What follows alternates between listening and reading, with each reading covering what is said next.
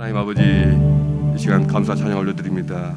주여 앞에 저희가 올바른 자세로 하나님 말씀을 듣게 하시고 또 자신의 삶을 하나님 앞에 온전히 내어드릴 수 있도록 도와주시옵소서. 그리함으로 저희 삶이 또 저희 교회가 변화되고 날마다 성숙되며 하나님 말씀과 하나님의 뜻에 합당한 그러한 것으로 세움 받고 또 변화되게 해 주시옵소서. 이 시간 하나님 말씀을 사모하오니 저에게 들려주기 원하옵나이다. 감사함이 예수 그리스도 기도했습니다. 아멘. 하나님 말씀 로마서 2장 17절부터 24절까지입니다.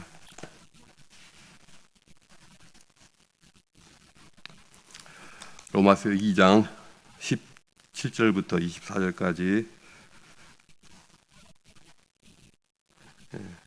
한 목소리 같이 읽습니다. 시작.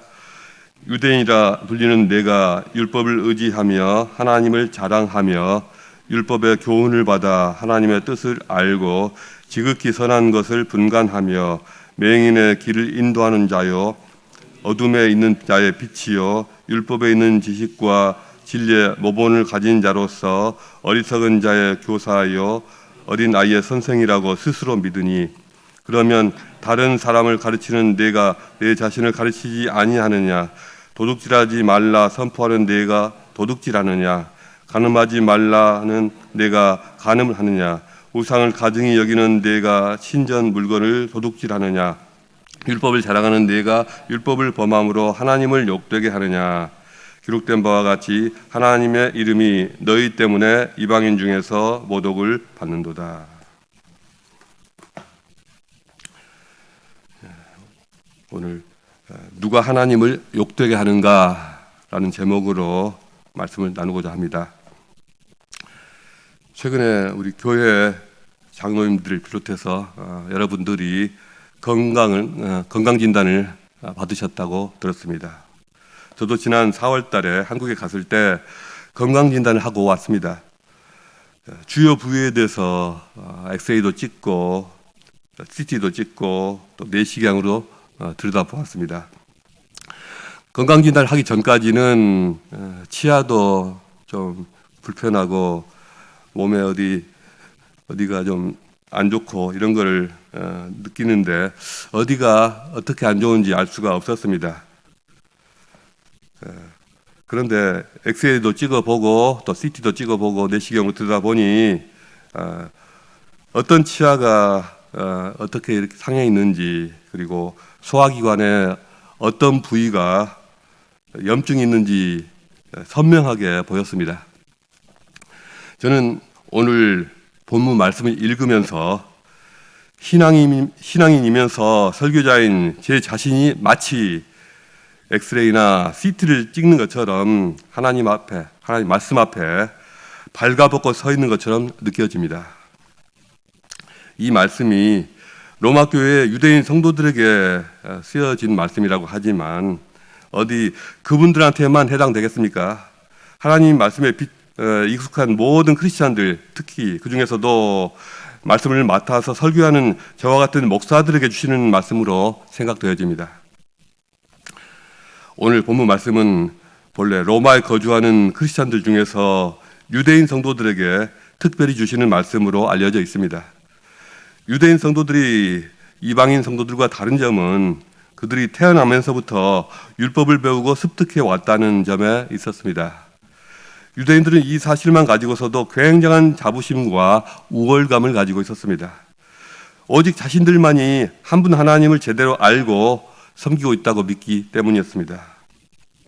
그러나 오늘 본문의 17절부터 24절 말씀까지 해서 이러한 유대인들의 적나라한 실상을 폭로하고 있습니다. 율법을 모르는 이방인들이 보기에도 유대인들은 그저 그리 대단하지도 못하고 또 존경스럽지도 못했습니다. 아무리 보아도 그들의 삶이 탁월하다든가 존경할 만한 구석이 별로 없어 보이는데도 근데도 이 종교적인 자만심에 빠져있는 이상한 사람들일 뿐이었습니다. 유진 피터슨이 번역한 The Message 이 본문은 이 부분은 우리가 더 쉽게 알아들을 수 있도록 노골적으로 표현되어 있습니다.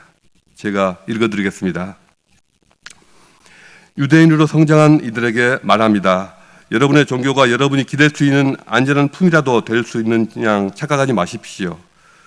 하나님의 계시에 정통하다고 하나님에 관해서라면은 모든 교리를 다 꿰고 있는 전문가라고 목에 힘주고 다니지 마십시오. 특히 스스로 다 갖추었다고 확신하는 여러분, 하나님의 계시된 말씀을 속속들이 다 알기 때문에 어두운 밤길을 헤매면서 하나님에 대해 혼란스러워하는 이들에게 길 안내자가 될 수 있다고 자처하는 여러분에게 경고해 줄 말이 있습니다. 그대는 남은 가르치면서 왜 자기 자신을 가르치지 않습니까? 나는 지금 정색하고 말합니다. 여러분은 하나님과 그분의 법에 대해 온갖 유창한 언변을 늘어놓으면서도 용케도 잘 빠져나갑니다. 이것은 어제 오늘의 일이 아닙니다. 너희 유대인들 때문에 이방인들에게서 하나님이 욕을 먹는다는 성경 구절도 있듯이 말입니다. 사실 그렇습니다. 하나님은 신앙 없는 사람들 때문에 욕을 먹으시기보다는 신앙인들 때문에 더 욕을 먹으십니다. 하나님은 저 무신론자들 때문에 수치를 당하시는 것보다는 훨씬 더 스스로를 가르치지 않는 기독교인들, 교회 지도자들, 목사들 때문에 수치를 당하십니다. 어떤 분이 말하기를 교회 안팎에는 4가지 부류의 사람들이 있다. 자기 자신을 가르치는 사람과 자기 자신과 다른 사람을 같이 가르치는 사람, 자기 자신도 가르치지 않고 다른 사람도 가르치지 않는 사람, 자기 자신만 가르치고 다른 사람 가르치지 않는 사람, 그리고 다른 사람을 가르치면서도 자기 자신을 가르치지 않는 사람, 이렇게 4부류의 사람이 있다고 말을 합니다. 저도 그 말에 동감합니다. 첫 번째 사람들은요, 다른 사람들을 가르치지 않을 뿐더러 자기 자신도 배우려 들지 않는 사람들입니다. 이런 분들이 교회 안팎에서 종종 보입니다. 이들은 교회에 나와 본 적은 있는데 교회에서 말씀을 듣고 변화되는 것에 별로 관심이 없습니다. 아마도 이분들은 살아계신 하나님을 아직 알지 못했을 수 있습니다. 그래서 이분들은 영적인 가르침을 전혀 알아듣지 못하고 오직 세상 일에만 관심이 있습니다. 고의적일 수도 있고 아니면 무의식적으로 그럴 수도 있는데요. 어쨌든 그분들은 하나님을 인정하려 들지 않습니다. 이들을 돕고자 하는 목회자로서는 애가 타고 답답할 수밖에 없습니다. 하나님께서도 아마 많이 답답하실 것입니다. 하나님을 알만한 기회와 재료가 주변에 널려 있는데도 알려고 하지 않고 본인들이 전혀 관심이 없으니 목회자도 또 심지어 하나님께서도 어쩔 수가 없으신 모양입니다. 하나님은 저들을 그 미련하고 허망하고 어두운 마음속에 죽어가도록 그냥 내어버려 두신다고 합니다. 두 번째 부류는 다른 사람을 가르치지는 않지만 자기 자신을 가르칠 줄 아는 사람들입니다. 교회나 가정이나 직장이나 그 어디에서도 다른 사람을 가르치는 위치에 있지는 않지만 그래서 다른 사람들에게 이래라 저래라 이렇게 해라 저렇게 해라 말하는 법이 별로 없지만 그럼에도 불구하고 하나님을 경외하는 마음이 있고 스스로 자기 자신을 절제할 줄도 알고 영적인 세계를 갈망하는 그런 마음도 있고 성경의 도리에 어긋나지 않게 살려고 하는 그런 나름대로 노력하는 그런 분들입니다. 어떻습니까? 마음속에 떠오르는 분들이 있지 않습니까? 사람들은 이분들의 신앙에 대해 잘 모를 수 있습니다. 이분들의 신앙은 사람들에게 주목받거나 인정받지 못할 수도 있습니다. 그러나 하나님은 이들을 아십니다. 어떤 분들은 이런 분들은요 숨어있는 의인들입니다. 겉으로 드러나거나 표가 나는 분들은 아니지만 교회에 있어서도 그렇고 하나님 보시기에도 정말 소중한 분들이 아닐 수 없습니다. 이런 분들은 신앙적으로나 도덕적으로나 세상이 무너지고 부패하는 것을 막아주는 든든한 버팀목이 될 때가 많습니다. 세 번째 부류는 교회나 가정에서 다른 사람을 가르치는 위치에 있으면서 동시에 자기 자신을 가르치는 일에도 결코 소홀하지 않는 분들입니다. 자타가 공인하는 예수 그리스도의 제자들이라 할 만합니다. 이런 분들은 보통 교회나 직장에서 중요한 역할을 하면서도 개인 기도나 개인 말씀 묵상을 빠뜨리지 않는 분들입니다. 다른 사람에게 가르치기 전에 먼저 나 자신을 하나님의 말씀 앞에 올바로 세우려는 분들입니다. 세상을 정죄하기 전에 먼저 나 자신을 하나님 말씀 앞에 비춰볼 줄 알며 다른 사람을 비난하기 전에 먼저 자신의 크고 작은 죄를 하나님 앞에 회개할 줄 아는 그런 분들입니다. 교회가 부흥한다는 것은 바로 이런 분들이 많아지는 것입니다. 예수 그리스도의 복음은 바로 이런 분들로 인해서 세상에 전파됩니다. 교회가 세상에 먹히지 않고 오히려 세상에 선한 영향력을 발휘할 수 있는 것은 바로 이런 분들 때문입니다. 이런 분들이 많아지면 그만큼 더 빨리 역사의 물줄기가 바뀌고 공동체와 사회와 국가는 긍정적으로 변화됩니다. 지금 비록 당장 형편이 어려울지라도, 비록 기독교인들의 수가 갈수록 줄어드는 추세에 있을지라도, 비록 사방에서 교회가 문을 닫는다는 소문이 들려도 이런 분들이 있는 한 그 교회와 그 사회와 국가는 여전히 희망이 있습니다. 그리고 마지막 네 번째 부류는 다른 사람을 가르치는 위치에 있으면서도 자기 자신을 가르치려 들지 않는 사람들입니다. 성경은 이렇게 말합니다. 하나님의 이름이 너희 때문에 이방인 중에서 모독을 받는도다. 모든 성경의 말씀들이 공통적으로 말하는 것은 바로 이런 사람이 하나님을 가장 욕되게 한다는 것입니다. 바로 이런 부류의 사람들 때문에 교회가 타락하고 부패하게 되며 결국에는 교회가 망하게 되는 결정적인 원인이 된다는 것입니다. 그렇지 않습니까? 이런 사람들은 종교적인 외양만 갖추고 자신의 삶 속에서 하나님 말씀에 순종하는 것이 전혀 없습니다. 경건의 모양은 있으나 경건의 능력을 부인하는 자들입니다. 구약시대 북이스라엘과 남유다 사람들이 그랬고, 중세기 유럽과 로마 가톨릭 교회가 그랬고, 지금의 한국 교회도 어쩌면 그 길을 가고 있는지도 모릅니다.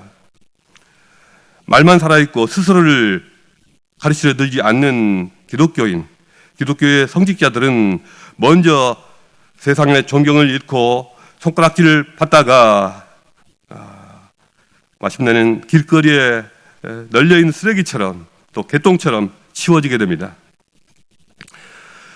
이 모든 것의 시작은 이 설교자들부터 말씀을 쉽게 여기고 말씀을 전하면서도 자기 자신은 순종하지 않는 데서부터 시작됩니다.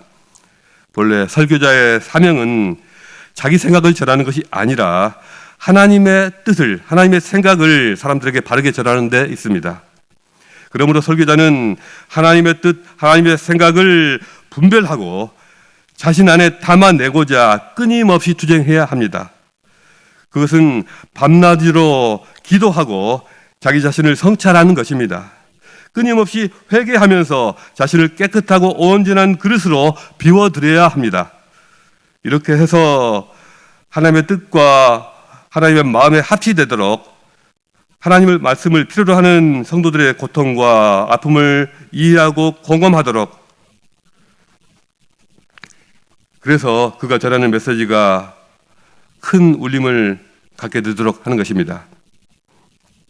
이러한 과정이 없이 마치 자판기에서 뽑아내듯이 기계적으로 설교를 만들어내는 그러한 설교자가 있다면 그 설교는 자신의 영혼과도 무관하고 하나님의 뜻과도 일치되지 않고 성도들의 삶과도 동떨어져 있는 무의미한 메아리에 불과할 것입니다. 수시로 강단 앞에 서서 하나님 말씀을 전하는 저 같은 사역자는 정말 정신을 바짝 차야 할 것입니다. 설교를 준비할 때마다 먼저 하나님 말씀 앞에 자신을 철저하게 비추어 보고 말씀 안에 저 자신을 세우는 작업부터 먼저 해야 할 것입니다. 설교자로서 저 자신을 돌아보게 됩니다. 저 자신이 하나님 말씀 안에 올바로 서 있는지,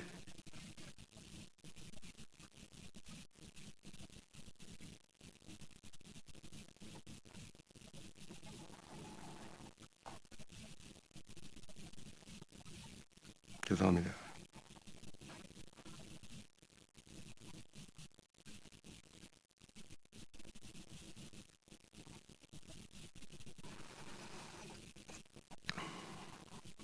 제가 설교 중에 혹시 하나님이 어떤 분이신가를 드러내기보다는 별 의미 없는 인간의 지식에 치우치지는 않았는지, 미사역으로 포장된 설교 속에 혹시 알맹이가 없었던 것은 아니었는지, 지금까지 설교했던 그 많은 말씀들 중에서 어떤 말씀이 지금까지 내 마음속에 남아있는지,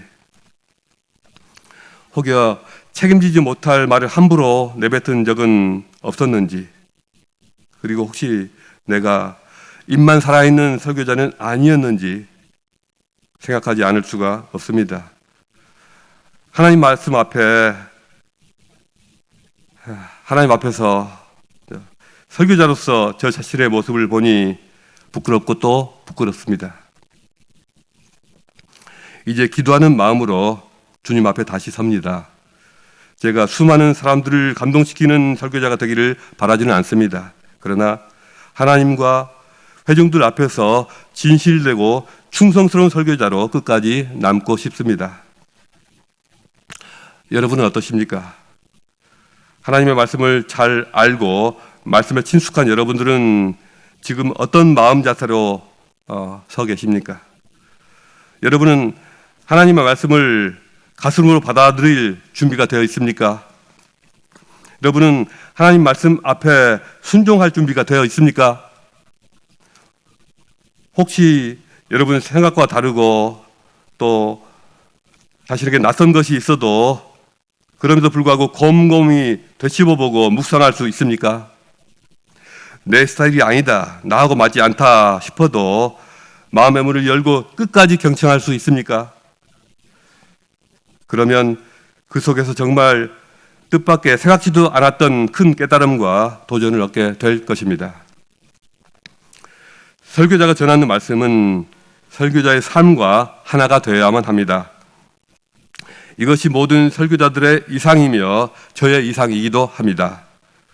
여러분의 삶도 말씀과 동떨어지지 않고 하나님 말씀이 여러분의 삶이 되고 여러분의 삶이 하나님의 말씀이 될 수 있기를 주님의 이름으로 축복합니다. 기도하시겠습니다. 하나님 아버지, 저희를 하나님의 말씀 앞에 날마다 세워주시옵소서. 하나님 말씀 앞에 자신을 돌아볼 수 있도록 저희를 이끌어 주시옵소서. 하나님의 뜻과 하나님 마음에 합치되며 하나님의 기쁘시게 하는 저희의 삶으로 이끌어 주시옵소서. 예수 그리스도로 기도했습니다. 아멘.